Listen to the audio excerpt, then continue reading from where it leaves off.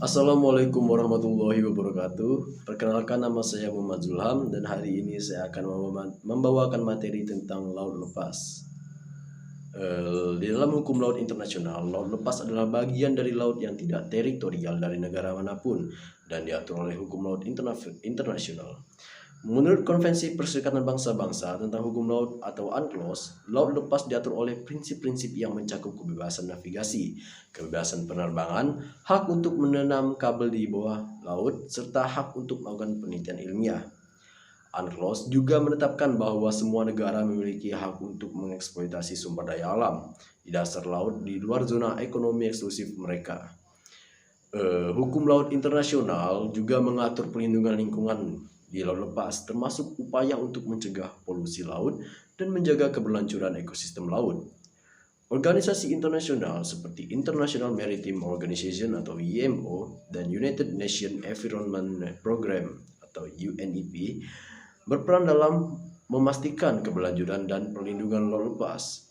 Hukum laut internasional mengatur laut lepas yang merupakan wilayah laut di luar yurisdiksi nasional negara manapun.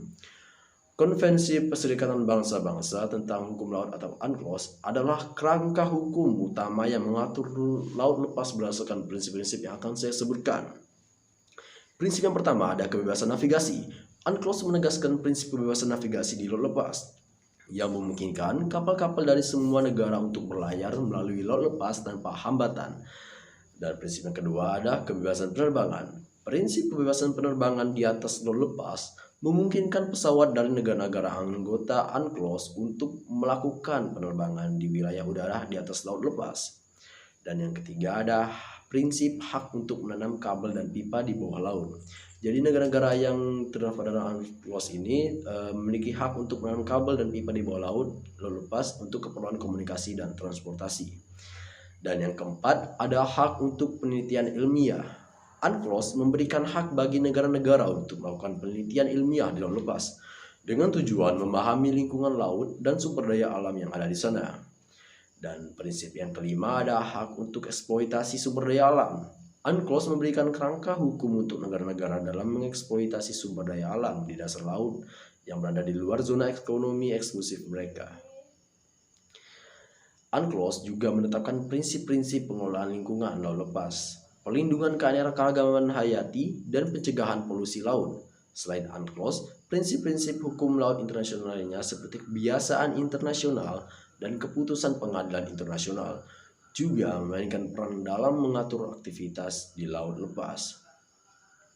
Pengelolaan sumber daya hayati di laut lepas termasuk ikan, mineral, organisme laut lainnya diatur oleh berbagai peraturan dan prinsip dalam hukum laut internasional, terutama dalam Konvensi Perserikatan Bangsa-Bangsa tentang Hukum Laut atau dalam UNCLOS.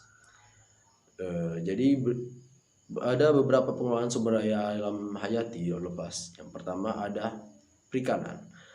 Di dalam UNCLOS mengatur pengelolaan perikanan di laut lepas dengan prinsip-prinsip keberlanjutan, termasuk pencegahan overfishing, pemeliharaan populasi ikan, dan pengelolaan ekosistem laut.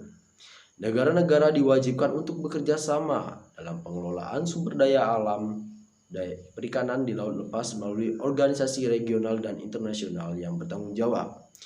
Dan yang kedua ada penambangan mineral. UNCLOS memberikan kerangka hukum untuk mengeksploitasi sumber daya mineral di dasar laut dan di luar zona ekonomi eksklusif negara.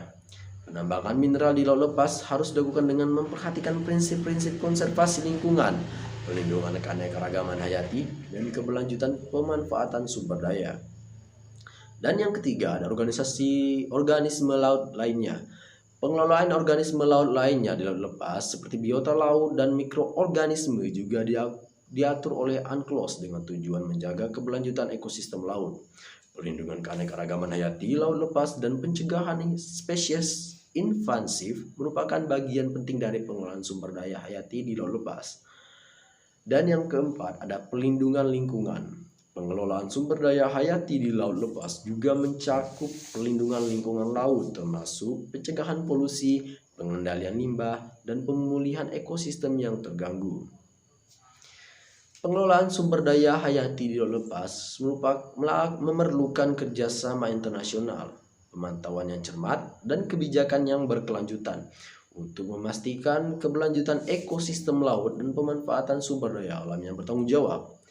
Organisasi internasional seperti RFMUS dan United Nations Food and Agriculture Organization atau FAO berperan dalam mengatur dan mengawasi aktivitas terkait sumber daya alam hayati yang ada di laut lepas.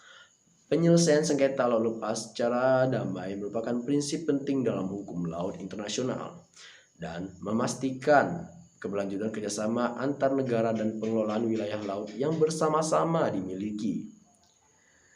Ada beberapa mekanisme penyelesaian sengketa laut lepas yang umum digunakan dalam hukum laut internasional. Yang pertama, ada negosiasi. Jadi negosiasi adalah metode penyelesaian sengketa yang melibatkan pihak-pihak yang bersengketa untuk mencapai kesepakatan secara langsung. Negosiasi dapat dilakukan secara bilateral antara dua negara atau melalui forum multilateral yang melibatkan lebih dari dua pihak. Dan yang kedua, ada mediasi. Mediasi melibatkan pihak ketiga yang netral untuk membantu pihak-pihak yang bersengketa mencapai kesepakatan. Jadi mediator bertindak sebagai fasilitator dalam proses negosiasi yang membantu pihak-pihak untuk menemukan solusi yang tepat dapat diterima oleh semua pihak. Dan yang ketiga, ada arbitrase. Arbitrase merupakan mekanisme penyelesaian sengketa yang mana pihak-pihak ini setuju untuk menyerahkan sengketa mereka kepada panel arbitrase independen yang akan mengeluarkan keputusan yang mengikat. Keputusan arbitrase biasanya tidak dapat disengketakan dan harus dipatuhi oleh pihak-pihak yang bersengketa.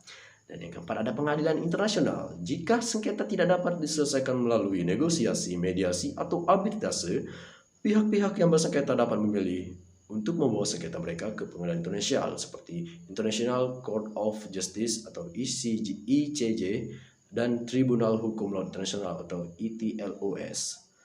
Jadi itulah beberapa materi singkat saya tentang laut lepas dalam hukum laut internasional.